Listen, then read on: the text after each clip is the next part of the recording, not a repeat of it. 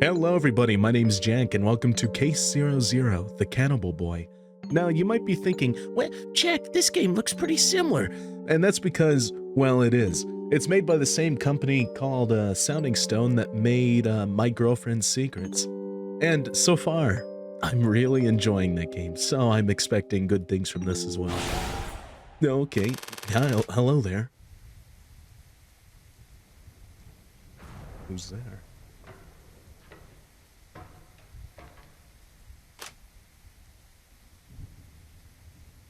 Is anybody here? Must have been the... Oh, shit! That actually scared me. What the fuck? Hello there. Hey, have you heard of the Cannibal Boy?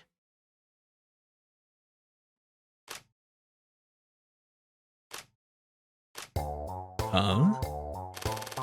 Of course, it's the urban legend everyone's been talking about. Jade. James, don't you two remember why we're in Jade's room with this heavy textbook on counseling psychology? Huh? I really don't. Why was it again? Because we need to study. We have finals tomorrow, remember? You know how strict the professor can be. Do you want us to fail the course? Jade, I was only studying abroad for a year. Since when did Jack become such a Debbie Downer? Did he get dumped or something? How would I know? Oh, come on, Jack. Tell us what's wrong. We promise we'll make fun of you all together. So anyway, have you heard of the Cannibal Boy or not? I have, but so what? You know, the recent multiple homicides in this area, according to a friend of a friend of a friend of a friend. All of the victims saw a certain boy. Then a few days later, they were found dead in their rooms, their bodies and limbs gone, with only the heads left behind with a horrifying grimace. Even creepier, they all had human bite marks on their necks. Ugh. Do you know what that means? Their heads were ripped off by the Cannibal Boy with his teeth. Is a boy's bite really that strong? Hey, Jack, what's wrong with you? You never question the logic behind an urban legend, otherwise it's no fun. Oh, okay, sorry. But yeah, I've heard about it. So? Well, do you know about his past? What caused him to become a bloodthirsty man-eater? Beats me. What? Are you going to do a case conceptualization or draw his genogram or something? Why not? We get to hear interesting urban legends and get a refresher on the counseling psychology. Let James finish the story.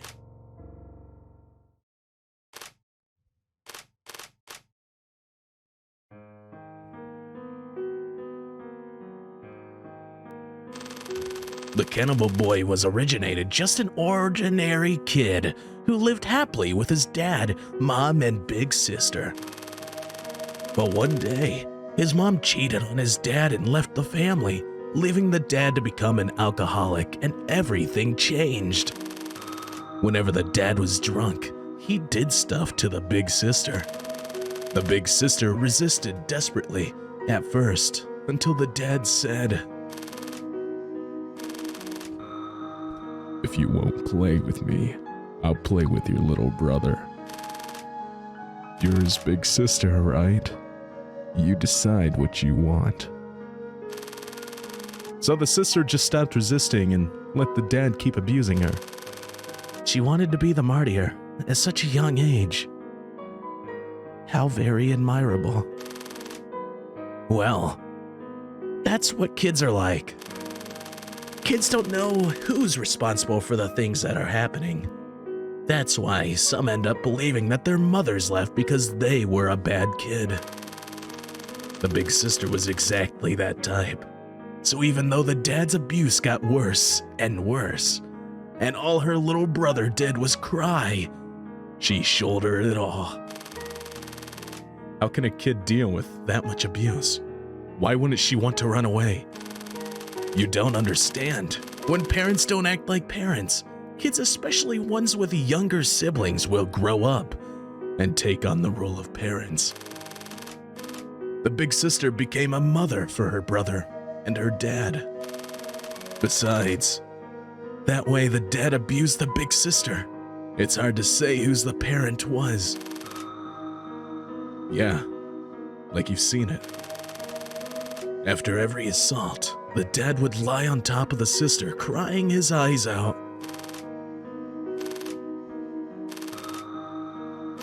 Mama, don't leave me. I hate you, Mama.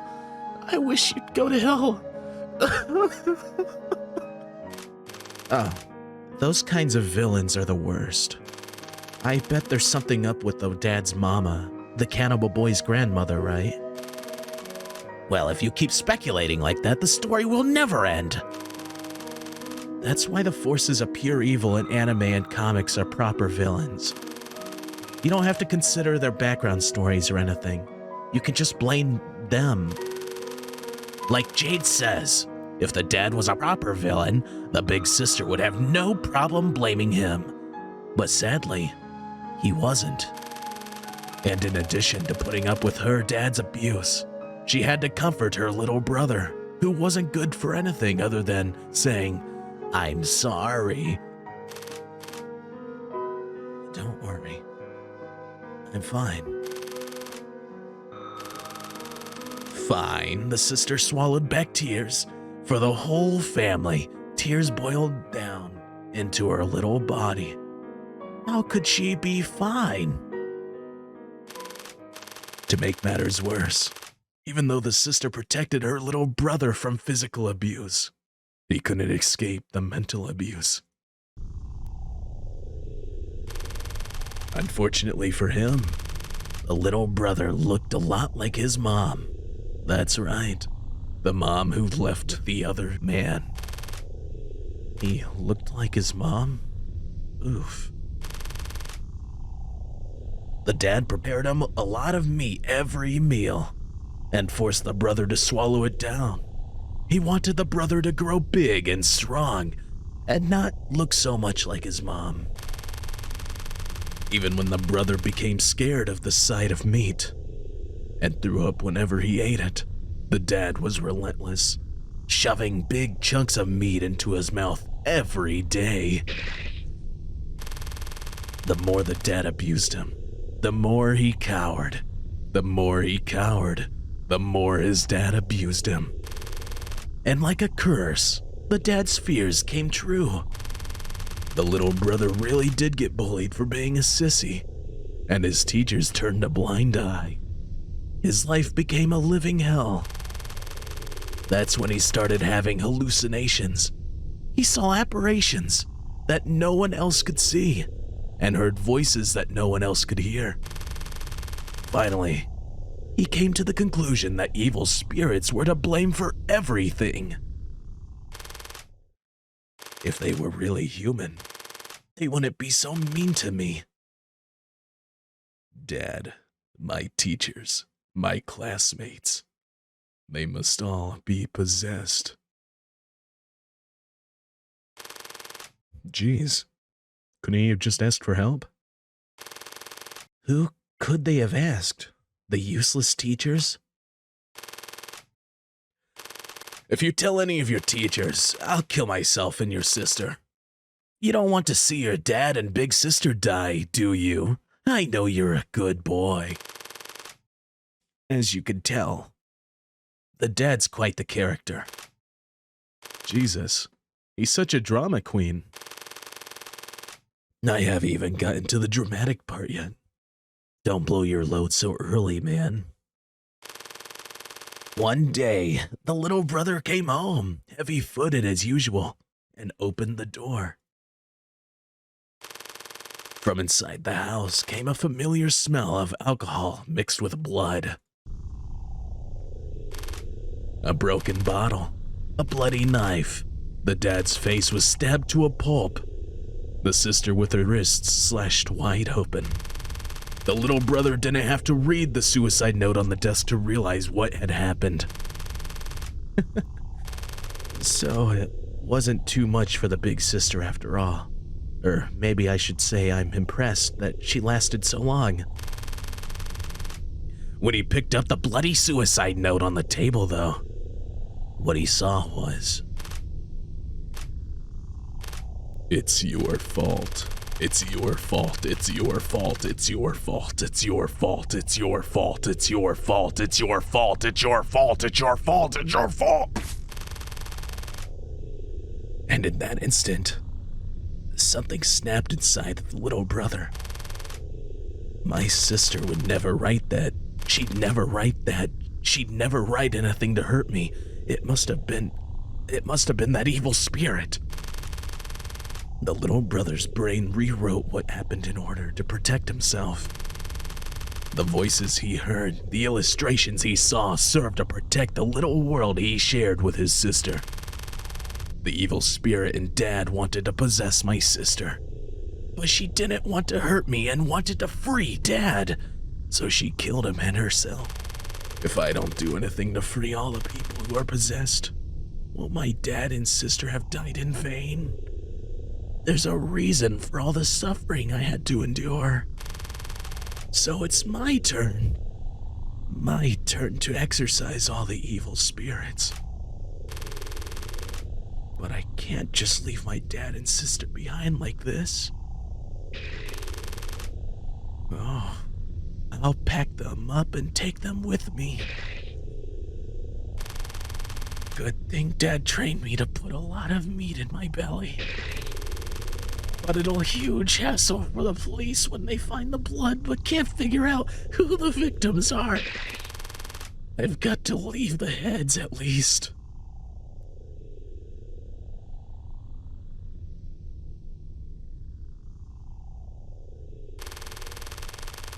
So, the cannibal boy packed up his dad and sister and set out on a journey to exorcise evil spirits. That's the cannibal boy's past. Why only the heads of the victims are ever found. And the last remaining shred of his conscience.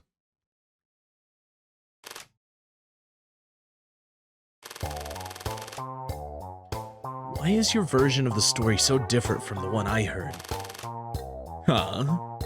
How does your version go? Well, when the cannibal boy was a little kid, his dad always locked him up out on the balcony. He would knock on the window every night, begging his dad to let him in. Once you've heard the story, you have to tell someone who doesn't know it yet, or he'll come knocking on your window at night and beg you to let him in. As soon as you open the window, he'll bite your head off and eat your body. Hold on a second, Jade. So, now that I've heard the story of the cannibal boy, I have to tell someone else who hasn't, or he'll come and eat me? Is that right? Yeah, is something wrong? James, you wasted time telling me the story at the risk of failing this course. Don't tell me. Yep, you got me.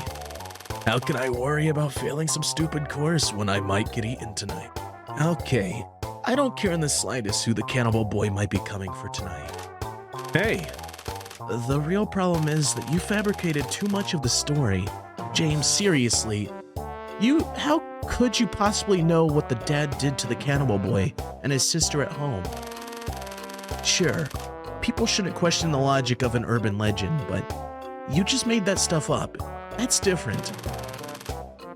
It's more fun to sex it up, though. I dare you to disagree. What? Are you kidding me? I think you're confused, dear.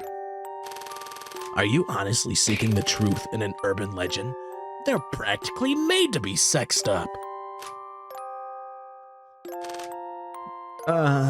Okay. The essence of an urban legend is the blending of facts and lies. The cannibal boy's past may not have been that tragic, or it could have been much more tragic. He may not actually exist.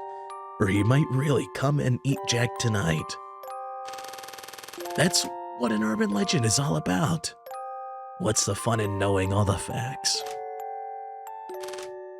Okay, fine. As an urban legend, it's bound to have some lies mixed in with the truth. Nothing is certain. But there's one thing about your version that I'm definitely certain. And what's that? I don't know if the dad and big sister were really possessed by evil spirits, but I'm pretty sure it's your fault came from the sister herself. Oh, why do you think that? People who are scared to stand up to bullies shift the blame onto other people who are nicer than themselves. So they bully nice people and cower from the bad people, which means everyone gets bullied by some bad person. That's not the work of an evil spirit. They're all just so-called nice people. Thanks for watching the video. My name is Jack, the voiceless narrator, and this was K00, the Cannibal Boy. If you liked the video, well, maybe consider subscribing. It'll help me out. It'll encourage me to keep uploading. And, well, if you didn't like the video, why are you still here? Anyhow, I'll see you guys next time. Mwah.